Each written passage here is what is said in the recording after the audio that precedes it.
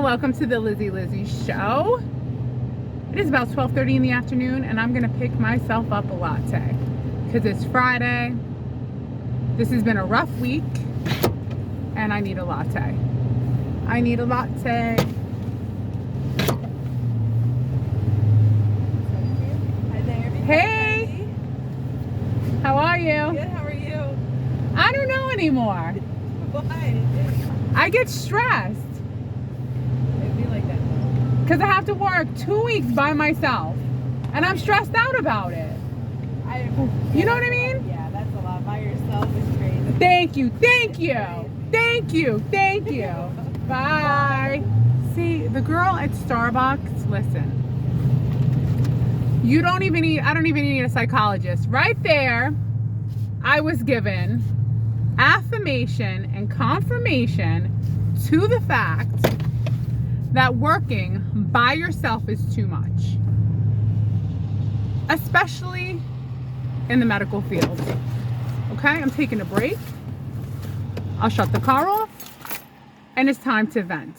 Look, someone like me who's exceptional and has a high standard of work and for a long time is able to do it all can no longer wants to be working at that pace. That pace is unnatural, just like I was discussing in the video yesterday. I mean, you can't work to a point of exhaustion, especially when you're working in the medical field. You can't predict how many inpatients there are going to be. And then, of course, the people at the top say, well, delegate it. See what needs to be done. See what you can put off. What I can put off? Let me ask you a question. If you're in the hospital, I think you've put it off long enough. And if someone has ordered a test for you, it's probably pretty important. Wouldn't you agree? So my whole thing is no outpatients because I want to focus on just the inpatients, right? Because we have ICU, we have the ER can pop up, we have the regular inpatients. And then if I have time, the doctors can add on a stat outpatient. Because to do both is very exhausting. You know, like if we're in a situation where we didn't know that someone was going to leave for 2 weeks and now I'm going to be working by myself, then you should make an exception or accommodate me because I'm the only one you got. You know what I'm saying? Now, when I talk to other people, they tell me not to be stressed and just take it one patient at a time. You know, I can't help it the way that I am. I get very, you know what, I need to change the way I am. I need to figure out how to become mellow, chill, not get so crazy. Because in the grand scheme of things, you know. Guys, I am so tired today. Not miserable tired, but you know, I can't wait till these two cats get along because Big Mama is becoming, she's got a lot of energy and 2 a.m, she's like running around. Once her and Milo get along, they can run around with each other. And then this morning, he got loose. He got upstairs. They were both under the bed. I had to use a towel to separate them and she went for him. And then she scratched my boyfriend's foot with her claw. Bloody foot. I told you, it's a bloody mess. That's why I keep him downstairs, because bloodshed when you have 2 cats that don't get along.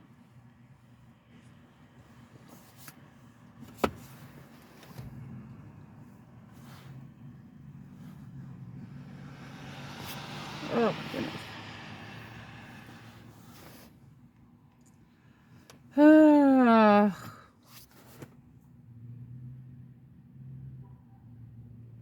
I need like a spiritual awakening.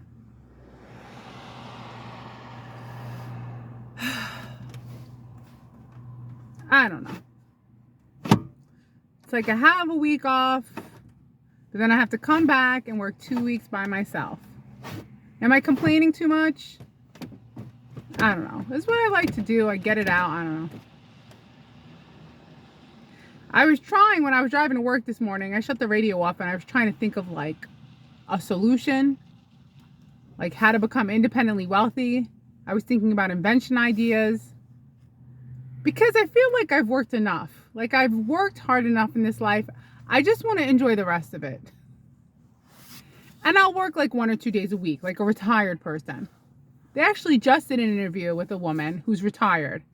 And I'm going to use the word that isn't good to use, but I was a tad bit jealous because she's retired and she's going to come here and work for 2 days a week. If I was retired, I don't know, would I still do this? I don't even know who I am now. I know that I don't want to work 2 weeks by myself. I wonder, will you even see me that 2 weeks? Will I get a break? Will I take a break? Yeah, I'll take a break. I'll give you an update. Every day how annoyed I am. You know, you got to work at that hyper speed pace because you're by yourself. You don't get to share the workload with anyone. But you know, nobody cares. Let me make something very clear. Let me make something clear about what I do and what it takes to do what I do. And for all people who do this job, when you are there's different names. You could say a sonographer, an ultrasound tech, cardiac sonographer, vascular, OBGYN. There's different specialties. With all ultrasound, and right now my focus is cardiac ultrasound with the heart,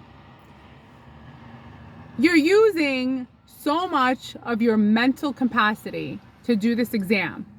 It's not a magic wand. You're placing that probe on the person's chest in different positions.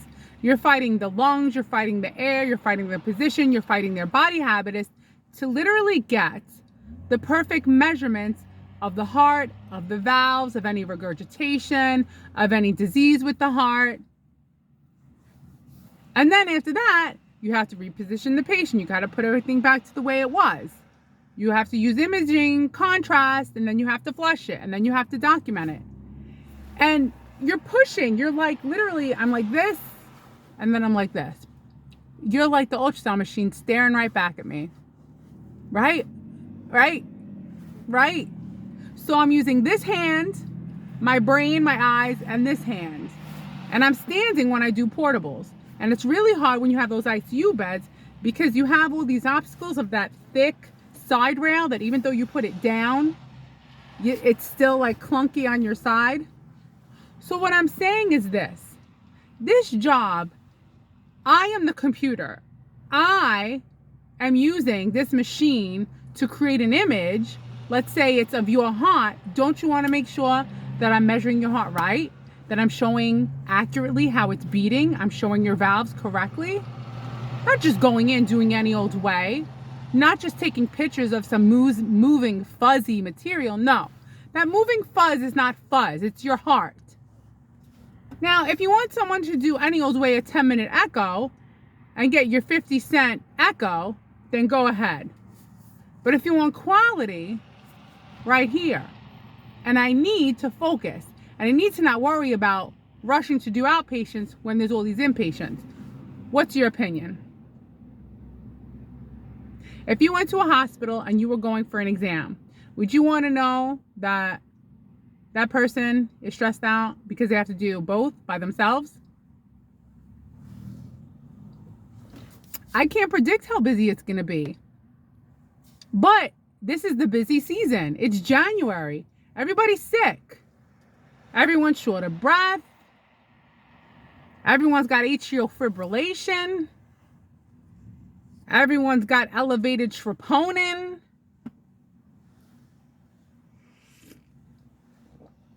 And when they put an order in, what am I going to do? I'm just going to I have time to start calling doctors saying, is this necessary? It's necessary. You know what I mean? That's my job.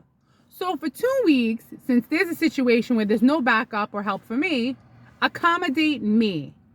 Because if I get abducted by aliens and I'm not around, then you have nobody. I'm not trying to say anything's going to happen, but things happen, you know? This is my video for today. There's not much to it. It's just me venting about, what it's like to be a cardiac sonographer by yourself unexpectedly. And the standard by which I hold myself to, because I do a 10 out of 10 work, I don't want to be put in a situation where mentally I feel so exhausted that I'm not giving the care that I want to, because I can't help it. I'm not a robot. This is my personality. And, you can't change your personality overnight. You can't change your essence overnight. It's impossible. You are who you are. Can I all of a sudden make someone who's a non-talker a talker overnight? No, you are who you are. That's just a bad analogy. Who knows?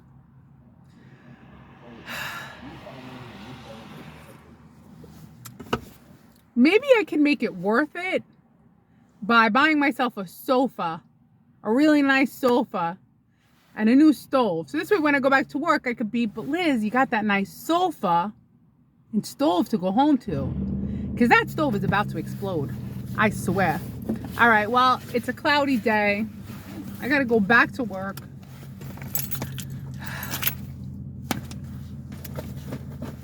I don't know. I guess I should be happy. Happy I have a job, right? I need to be like one of these people who don't get stressed out about anything. They're always calm, cool. They never get excited about anything. When I see these people, I always admire them. I'm like, look at this. Nothing rattles them. They're calm, cool, and chill. And then here I am, loud, stressed, complaining. I need help. I need someone to listen to me. But you know what? That girl at Starbucks, she gave me the validation that I needed. That's why, listen, my friends, if ever you're feeling stressed out, talk to the barista. All you need is a minute. She made me feel good. She gets it. In the medical field, when you're working at a hospital, it shouldn't be one. It should be two. So if it's just going to be one and I'm the only one, accommodate me. And I like the word accommodate. Accommodate me. Because I'm all you got. And if I get abducted, then who do you have? That's all for today. I'll do some good videos soon.